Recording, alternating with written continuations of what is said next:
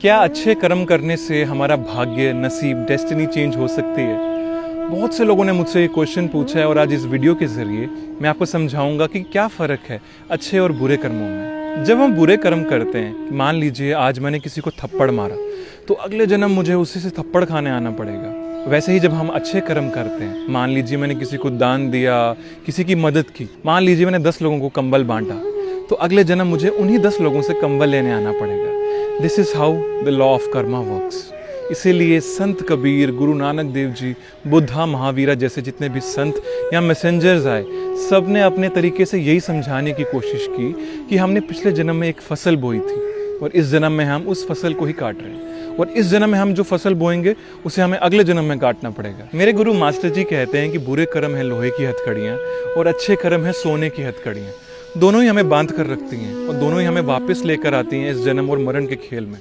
ये धरती, ये दुनिया हमारा असली घर नहीं है। हम यहाँ सिर्फ घूमने आए थे, ये गेम खेलने आए थे जिसे हम लाइफ कहते हैं, और हम यहीं फंस गए और हमें मुक्त होकर अपने असली घर जाना है। उसके लिए हमें कर्मों से ही उठना है, यानी ना ही हमें अच्छे कर्मों में फंसना है, ना ही हमें बुरे कर्मों में फंसना है। पर आप सोच रहे होंगे ये होगा कैसे कि हम ना अच्छे कर्म करें ना बुरे कर्म करें, यानी कर्म करें ही ना, हम सोए रहें। पर ऐसा नहीं है। जब भी हम कोई काम बिना ईगो, बिना अहंकार के करते हैं, यानी ये काम मैंने किया, ये ईगो नहीं लेकर आते हैं, तो हमारा कर्म नहीं बनता। ना ही अच्छा कर्म बनता है, ना ही बुरा कर्म बनता है। मान लो आप कहते हो कि मैं व्रत रखता हूँ, मैं पूजा करता हूँ, मैं पाठ करता हूँ, मैंने दान दिया, मैंने कंबल बांटे। इन सब में ये जो मैं है ना, यही प्रॉब्लम है, यही अहंकार है कि मैं व्रत रखता हूँ, मैंने दान किया, मैंने पूजा की, मैं नॉनवेज नहीं खाता, मैं बहुत अच्छा जी।